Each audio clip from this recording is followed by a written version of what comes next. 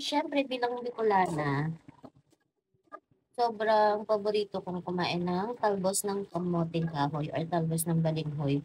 Minsan lang daw magkaroon ng magtinda dito. So may nakita ko kanina sa palengke, binili ko na. Ito siya.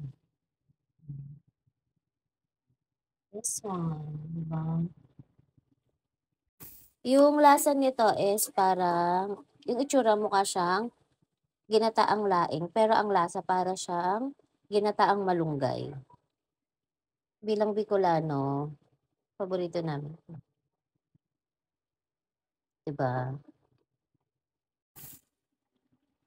Since rest day, dapat makakain natin yung ating mga gusto. That one. Diba? Kain tayo. Malapit na nung maluto. Konti na lang.